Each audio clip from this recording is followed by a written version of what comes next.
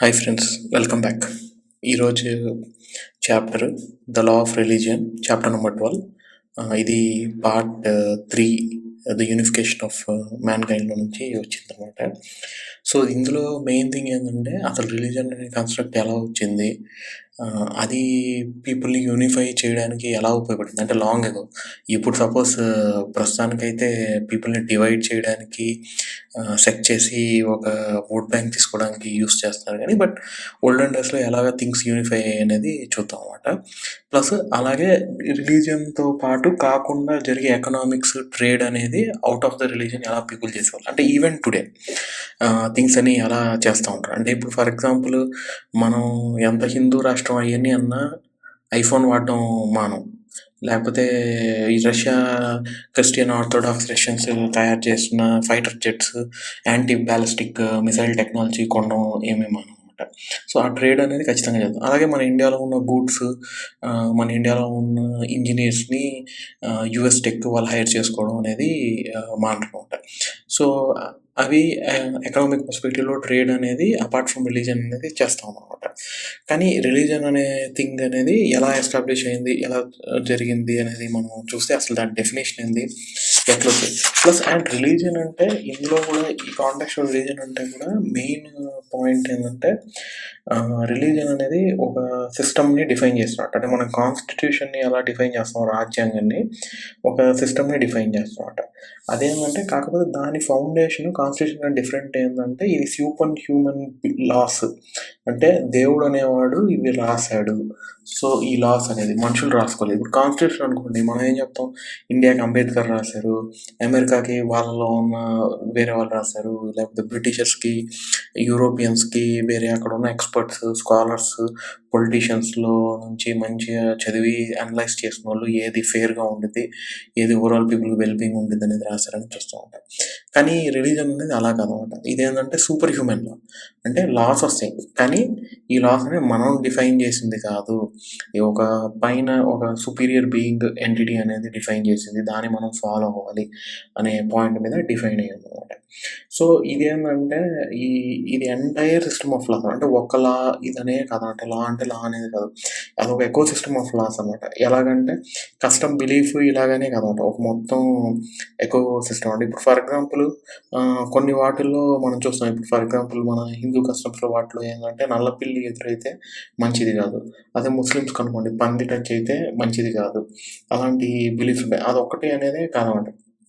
కొన్ని ఏంటంటే రీఇన్కార్సినేషన్ అవన్నీ ఉంటాయి ఉంటాయి కానీ వీటికి ఏంటంటే చాలా కాంక్రీట్ లాస్, సిగ్నిఫికెన్స్ థింగ్స్ ఉంటాయి, ఒక ఎకో సిస్టమ్ ఉంటుంది. అంటే ఎలా చెప్పాలంటే బేసిక్గా ఎలా మనుషులు నడవడిక ఉండాలి అనేది ఒక పాయింట్ ఆఫ్ థింగ్స్లో ఉంటాయి అన్నమాట.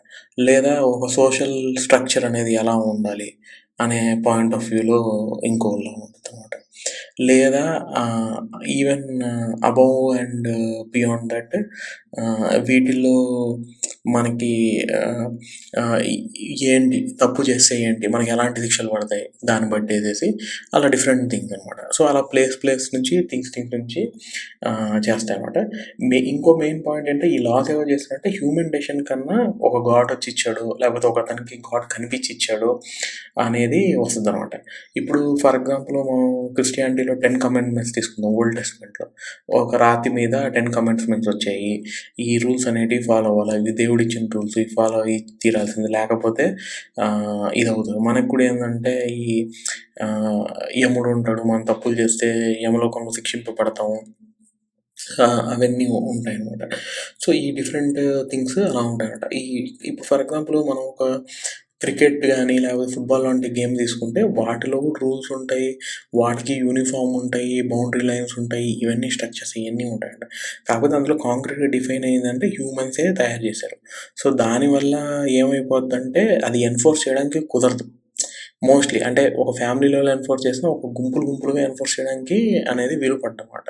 సో ఎవరు నచ్చితే వాళ్ళు ఆడతారు, నచ్చకపోతే మానేస్తారు, లేదా మనం అదే కల్చర్లో బ్రింకప్. అంటే ఇప్పుడు ఫర్ ఎగ్జాంపుల్ మన ఇండియాలో బ్రాటప్ అయ్యాం, క్రికెట్కి భయంకరమైన ఫ్యాన్స్ ఉంటారు. ఫుట్బాల్ కన్నా కూడా మనం పోలిస్తే క్రికెట్కి చాలా ఎక్కువ ఆదరణ ఉంది, చాలా ఎక్కువ మంది ఫ్యాన్స్ ఇవన్నీ ఉండరు, కరెక్టే. కానీ క్రికెట్ ఒక అతనికి నచ్చలేదంటే ఎవరు బలవంత పెట్టి నువ్వు క్రికెట్ ఖచ్చితంగా చూడాల్సిందే అని చెప్పరు. మేబీ ఒక్కసారి చూపిస్తారు, చూడరా బాగుంటుంది అని చెప్పేసి. కానీ ఫోర్స్ ఎవరు చేయరు. కానీ రిలీజియన్ అలా కాదు. ఖచ్చితంగా మనం బ్రాటప్ వచ్చేసి మనకి చేయడానికి ఇష్టం ఉన్నా లేకపోయినా మన కొన్ని థింగ్స్ చేస్తూ ఉన్నాం అంటే చేస్తూ ఉంటాయి. అంటే జస్ట్ ఫర్ ఎగ్జాంపుల్ మా ఫ్రెండ్స్ అంటే జనరల్గా ఈ థింగ్స్ జరుగుతూ ఉంటాయి. అంటే మామూలుగా ముస్లిం కమ్యూనిటీ ఉంది, అతను నాన్ వెజ్ తినడం ఇష్టం లేదనుకో, అయినా కానీ లేదు ఇది తినాల్సిందే అనేది ఉండొచ్చు. మేబీ అది అంత రైట్ ఎగ్జాంపుల్ కాకపోవచ్చు, ఆర్ డిఫరెంట్ థింగ్స్ అలాగా ఉండేది ఉంది. ఇప్పుడు ఫర్ ఎగ్జాంపుల్ తిరుమలకి వెళ్తే అందరికీ గుండు చేసుకోవడం ఇష్టం ఉండదు, లేదు నువ్వు కొట్టించుకోవాల్సిందే అని ఫోర్స్ చేయాలి. ఇలాంటివి మనం జరగడం చూస్తుంటాం కదా. అలాగా లేదా ఆ ముస్లిం దాంట్లో ఏంటంటే సుల్తీ, అతనికి అది చేయడం సుల్తీ చేయడం ఇష్టం ఉండదు. సో అది కట్ చేసేసి అది చేయడం చిన్న ఏజ్లో చేయడం అనేది అతనికి అంత ఇంట్రెస్ట్ లేకపోయినా కానీ అదే పార్ట్ ఆఫ్ ప్రాసెస్ చేస్తాడు. ఇప్పుడు థింగ్స్ ఆర్ సిక్కి జుట్టు పెంచుకోవాలి ఖచ్చితంగా, పాతప్పుడు పగిడి వేసుకోవాలా అనేది ఉండదు, తలపాగా వేసుకునే ఉండాలా, అవి అనేటివి ఉంటా ఉంటాయి అన్నమాట. So impossible. ఇప్పుడు మోడర్నిటీ ఫేమ్స్తో పీపుల్ ట్రెండ్స్ థింగ్స్ అన్నీ మారాయి కాబట్టి ఇవి కొంతవరకు డైల్యూట్ అవుతూ వచ్చాయి. కానీ ఎప్పుడైతే కాంక్రీట్గా ఫాలో అయ్యే స్టేజ్లో ఉన్నాయో బేసిక్ ఎసెన్స్ అయితే వాటి నుంచి వచ్చాయి అన్నమాట. సో అవి ఇలా జరగడం అనేది ఉంటాయి అన్నమాట. సో ఇవేమి చెప్తానంటే వాటికి ఇంకొక స్పెషల్ క్వాలిటీ ఏంటంటే ఇవన్నీ యూనివర్సల్, అంటే ప్రపంచాన్ని శాసించడానికి మన దేవుడు మనకి ఇది చెప్పాడు అనే పాయింట్ అనేది ఈ థింగ్స్ అనేటివి ఎక్కువగా వస్తూ ఉంటాయి అన్నమాట. మనం బేసిక్గా చూసాం అనుకోండి, ఇంకోటి ఏంటంటే అన్నిటికన్నా మెయిన్ రీజన్ అంటే ఇప్పుడు మెయిన్ చిన్న చిన్న తెగల్లో వాటిల్లో రిలీజన్స్ ఉన్నాయి. ఇప్పుడు ట్రైబ్స్లో మన రీజన్లో చూసాం అనుకోండి, అక్కడున్న ఒక చెట్టును పూజించడము, అక్కడున్న లోకల్ డీటీని పూజించడము చూస్తూ ఉంటాం. ఇప్పుడు కాంతారాలో చూస్తాం అనమాట. పంజుర్లి అని చెప్పేసి ఆ ట్రైబ్లో ఉన్న గ్రామ దేవతని చేసేసి దానికి ఒక హిస్టారిక్ బ్యాక్గ్రౌండ్, శివుని యొక్క వాహనము లేకపోతే పార్వతి యొక్క వాహనము అని చెప్పేసి ఇష్టంగా పెంచుకునే తన తోటలో పెట్టుకొని ఉన్న ఇలాగా అని చెప్పేసి ఒక దానికంటూ ఒక నెరేషన్ అనేది మనకి క్రియేట్ అవుతూ ఉంటుంది అనమాట. కానీ beyond and above all that ఏంటంటే ఈ మెయిన్ రిలీజన్ యొక్క క్యారెక్టరిస్టిక్స్ ఏంటంటే మిషనరీ ఉండాలి.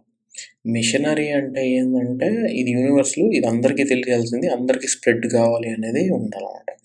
సో అలా ఇప్పుడు ఫర్ ఎగ్జాంపుల్ చూసాం అనుకోండి, అందుకే మనకి వీళ్ళంతా బైబిల్ పట్టుకొని వచ్చేసి కన్వర్ట్ అవ్వండి, మా దేవుడు మంచి దేవుడు, లేదా రక్తంతో కడగబడ్డాడు, మీరు మారండి, ఇవన్నీ చెప్పేవాళ్ళు. అది ఒక పాయింట్. అలాగా వాటి క్యారెక్టరిస్టిక్స్ అలా ఉంటుంది. లేదా ఎట్టైనా ఇప్పుడు ఇస్లాము ఉన్నాయనుకోండి, క్రూసేడ్స్ చేయడం, మనం ఎలాగైనా మిగిలిన వాళ్ళని ఇస్లాం కింద కన్వర్ట్ చేయాలి అనే పాయింట్ ఆఫ్ వ్యూలో తీసుకొని చేయడం. లేదా ఇప్పుడు మనం ఎస్టాబ్లిష్ చేసేది హిందూ రాష్ట్రం వల్ల అందరు హిందువుల కింద మారిపోవాలని. లేదా బుద్ధిజం అనేది, బుద్ధిజం కూడా మిషనరీ థింగ్ లాగే చేశారు. అంటే వాటిలో ఉన్న స్ట్రక్చర్ థింగ్స్ ఏంటంటే more human centric define things, God like things అని చెప్పలేరు. నాకు కొన్ని విషయాలు తెలిసింది, నేను కొన్ని అబ్జర్వేషన్లు చేశాను. సో వాటి నుంచి ఫ్రేమ్ చేసి చెప్పారు. కానీ మిషనరీ యాక్ట్ అనేది ఉన్నింది, అందరూ చేయలేరు. బౌద్ధ భిక్షుల్లా ఉండాలా, పంచశీల్ అనే వాటిని పాటించాలంటే మనం అబద్ధం చెప్పకూడదు, లేదా ఒక పూటే 2 పూటలు భోజనం చేయాలి, ప్లస్ డిజైర్ని వదిలేసేయాలి, అప్పుడు నీకు ఎక్కువ సఫరింగ్ అనేది రాదు అనే థింగ్స్ని మనం ఇక్కడ రిలీజియన్ పాయింట్ ఆఫ్ వ్యూలో చూస్తూ ఉంటాం అన్నమాట. మనకి ఇంకొకటి ఏంటంటే ఈ స్మాల్ లెవెల్ థింగ్స్ ఉండేటివి ఉన్నాయి. ఇప్పుడు ఫర్ ఎగ్జాంపుల్ లోకల్ ప్లేస్లో ఉన్నప్పుడు అక్కడ ఉన్న దేవతలు ఉంటారు, దయ్యాలు ఉంటాయి, ఆత్మలు వస్తాయి. అక్కడున్న బిలీఫ్స్ ఒక్కొక్క ప్లేస్లో ఒకలా ఉంటాయి అన్నమాట. థింగ్స్ చూస్తే ఇప్పుడు మనకి ఇక్కడ సంక్రాంతికి వచ్చేసి ఇక్కడ తమిళనాడు ఇటు సైడ్ పొంగల్ చేయడము, లేకపోతే మన సైడ్ అరిసెలు చేసుకోవడము, స్పెసిఫిక్గా అలా చేస్తూ ఉంటాం. కైట్స్ ఎగిరేయడము అనేది కామన్ చేస్తాం. అలాగే పంజాబ్ సైడు అదే సంక్రాంతి టైంలో లోరీ అని చెప్పేసి ఇంకోలాగా సెలబ్రేట్ చేస్తాం అన్నమాట. సో అలాగా డిఫరెంట్ ప్లేస్లో ఒకటి ఉంటాయి. ఒక దగ్గర ఉన్న థింగ్ ఇంకో దగ్గర లిమిట్ అయిపోద్ది. అంటే ఉండదు. ఇప్పుడు ఫర్ ఎగ్జాంపుల్ దేవుళ్ళకి లోటస్ ఫ్లవర్ పెడితే మంచిది అని చెప్పేసి మనం అనుకుంటే, లోటస్ ఫ్లవర్ ఎక్కువగా ఇండియాలోనే ఉండిద్దనమాట. ప్రపంచంలో ఇంకెక్కడ అంత ఎక్కువ కనిపియదనమాట. సో, వేరే దేశంలో వాళ్ళు ఇక్కడ ఉన్న ఒక లోకల్ రిలీజియన్ ఫాలో అవ్వాలనుకున్నా, అక్కడ వాళ్ళకి లోటస్ ఫ్లవర్ దొరకనప్పుడు అది సిగ్నిఫికెన్సే తగ్గిపోద్దనమాట. అలాగే ఏదైనా అయ్యుండొచ్చు. అంటే ఇప్పుడు వేప చెట్టు, రావి చెట్టుకి పూజ చేయాలి, లేకపోతే బొట్లు పెట్టి చేయాలి, లేకపోతే చేస్తే మనకు మంచిది అనే థింగ్ మనం పెట్టుకుంటే అన్ని దగ్గర ఆ చెట్టే ఉండకపోవచ్చు అసలు యాక్చువల్‌గా. అలాగే ఏ రీజియన్‌కి ఆ రీజియన్ బిలీఫ్స్, ఫెయిరీ టేల్స్ ఉంటాయి. ఆ చిన్న చిన్న క్లస్టర్స్‌లో ఉండే వాటిని రిలీజియస్ సిగ్నిఫికెన్స్‌గా అనుకోలేదు. సో, ఇక్కడ ఇతను యూనిఫికేషన్ హెల్ప్ చేసిన థింగ్స్ ఏంటంటే, ఈ మిషనరీ టైప్ ఆఫ్ రిలీజియన్ అంటే బుద్ధిజము, క్రిస్టియానిటీ ఆహ్, ఇలాంటి ఈ థింగ్స్‌ని బట్టి అతను చేసి చెప్తాడనమాట. లేదా ఇప్పుడు ఫర్ ఎగ్జాంపుల్ ఇప్పుడు ఈ చెప్పిన దాంట్లో ఒకవేళ ఇండస్ వ్యాలీ ఆ ఉన్న ప్లేసుల్లో అయితే వైట్ టెయిల్ ఫాక్స్ ఉంది. తెల్ల తోకున్న నక్క ఉందనుకోండి. అది చూస్తే మనకి లక్కీగా వస్తది అని అంటారన్నమాట. అంటే మనం అసలు నక్కలే కొన్ని లేని ప్రాంతాలు ఉండొచ్చన్నమాట. అలాగే డిఫరెంట్ థింగ్స్ అయి జరుగుతా ఉండొచ్చన్నమాట. సో, ఇందువల్లనే ఈ చిన్న రిలీజియన్స్ ఏవైతే ప్లేస్‌కి సెట్ అయ్యాయో, వాళ్ళేమి స్ప్రెడ్ చేయడానికి వేరే ప్లేస్‌లకెళ్ళి కన్విన్స్ చేయడానికి ట్రై చేయలేదు. ఎందుకంటే అక్కడున్న సందర్భం బట్టి, అక్కడున్న ప్లేసులు బట్టి ఇవన్నీ జరిగి చేశాయనమాట. సో, ఈ అగ్రికల్చర్ రెవల్యూషన్ ఎప్పుడైతే జరిగిందో, అంటే పీపుల్ అంతా వచ్చేసి అగ్రికల్చర్ చేసుకొని హంటర్ గ్యాదర్ నుంచి రిలీజియస్ రెవల్యూషన్ అనేది కూడా ఫాలో అయిందనమాట.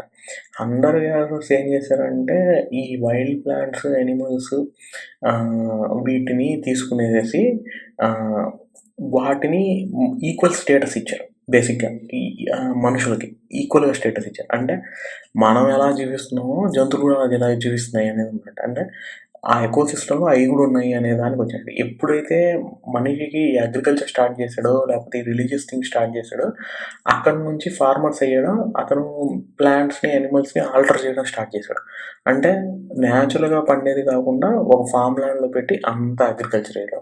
లేకపోతే ఒకే దగ్గర అన్ని చేపలేసి చేపలు పట్టడం, చేపల చెరువు వేయడం. లేకపోతే తోటలేసి అన్ని మామిడి పళ్ళే పండియడం. సో, ఇట్లా చేయడం స్టార్ట్ చేసాడు. సో, ఒక కృత్రిమత్వాన్ని మనం తీసుకొస్తామన్నమాట. అంటే ఒక ఆర్టిఫిషియల్ థింగ్‌ని తీసుకొచ్చి పెడతామన్నమాట. సో, అప్పటి కాలంలో హంటర్ గ్యాదర్ ఉన్న మనిషికి షీప్ అన్నా, టైగర్ అన్నా ఒకేలాగే చూసేవాడు. కాకపోతే తెలుసు టైగర్ అంటే మనల్ని తినేస్తది. మనకి షీప్ ఇన్ఫీరియర్ అన్న ఫీలింగు అతనికేం ఉండేది కాదు. ఎప్పుడు కూడా. హై, లో అనే ఫీలింగ్ అనేది ఉండేది కాదనమాట. సేమ్‌గానే చూసేవాడు. తన పాటికెళ్తుంది. అది నాకు హార్మ్ చేయదు. టైగర్ ఉంది మనం వచ్చిందంటే హార్మ్ చేస్తది. దాన్ని మనం ఫుడ్ అవ్వచ్చు. సో, మనం జాగ్రత్తగా ఉండాలి. అక్కడికెళ్ళకుండా కనిపించకుండా ఉండాలని పాయింట్‌లోనే జరిగేదనమాట. సో, ఇవి థింగ్స్ ఆహ్, ఉండేవనమాట. సో, ఆహ్, సో, ఈ పార్ట్స్ అనేవి జరుగుతా ఉంటే మనకేమైపోయిందంటే ఈ రిలీజియస్ ఎఫెక్ట్ అనేది అగ్రికల్చర్ మీద రావడం వల్ల దాని చుట్టూ ఒక స్పిరిచువల్ రౌండ్ టేబుల్ వచ్చిందన్నమాట ప్రాపర్టీ చుట్టూ. ఇప్పుడు వాన సరిగ్గా కురవలేదనుకో, వరుణ దేవునికి పూజ చేద్దాం. లేదా